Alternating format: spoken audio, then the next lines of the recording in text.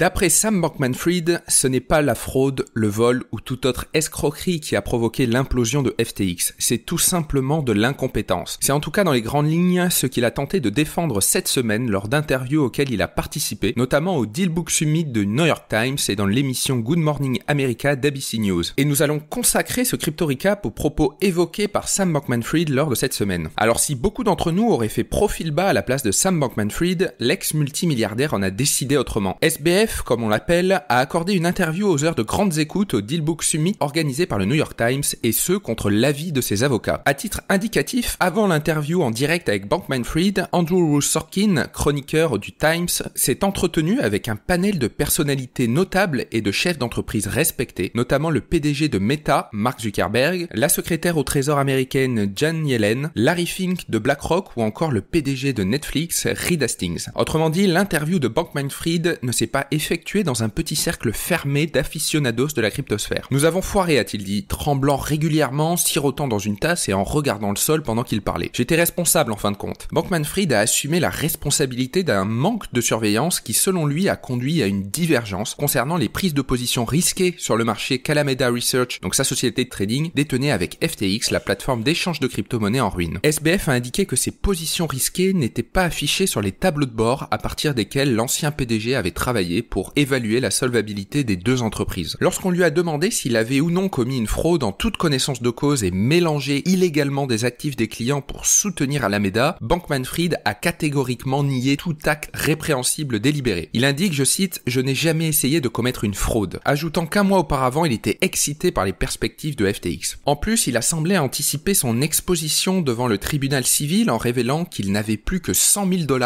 à son nom sur son compte bancaire. Un renversement radical par rapport à la valeur nette estimée à 20 milliards de dollars qui l'a propulsé sous le feu des projecteurs quelques mois plus tôt. Alors rappelons aussi qu'il n'a pas encore officiellement été accusé de quoi que ce soit. Il a donc l'air d'essayer de devancer en quelque sorte d'éventuelles poursuites pénales et de blanchir sa réputation autrefois héroïque. Alors a-t-il dit la vérité, enfin sa vérité? Qui sait? Pour Bill Ackman, l'investisseur milliardaire et PDG de Pershing Square Capital Management, SBF dit la vérité. Du moins c'est ce qu'il a explicitement dit sur Twitter. Traitez-moi de fou, mais je pense que SBF dit la vérité. Écoutez, j'ai eu un mauvais mois, a déclaré SBF au public qui a fourni un éclat de rire digne d'une sitcom lors de l'événement du Times. D'ailleurs, pour la petite anecdote, l'ancien milliardaire de 30 ans, qui est apparu à l'écran dans son t-shirt noir signature, a déclaré qu'il n'avait bu sa première gorgée d'alcool qu'après son 21e anniversaire. Et à ce moment-là, le public bondé à New York a ri. En revanche, pour les sociétés de capital risque, les institutions et les entreprises de Wall Street qui avaient précédemment ouvert les robinets de capitaux en direction de la crypto-monnaie, sans parler de toutes les contreparties et de tous les clients de FTX, le rire a été jaune au moment du bilan des pertes. Pour en citer que 2 sur 100 000 créanciers, le célèbre fonds d'investissement Sequoia Capital y laisse 150 millions de dollars dans l'affaire et le géant BlackRock avait investi 24 millions de dollars avant la chute de FTX. Pour son rôle dans la gestion des risques de l'entreprise, SBF a déclaré qu'il n'avait pas activement géré Alameda pour éviter tout conflit d'intérêts potentiel et qu'il n'avait pas nommé de personnel administratif pour gérer les risques. Il a dit la même chose de son incapacité à mettre quelqu'un en charge du risque positionnel des clients FTX. En fait, l'allégation d'une mauvaise gestion des risques comme excuse crédible ne semble pas suffire pour certains. En réalité, Bankman-Fried a nié être impliqué dans une fraude délibérée et a essayé de peindre l'image de ce fiasco en tant que mauvaise gestion des risques plutôt qu'en tant que véritable escroquerie 3.0.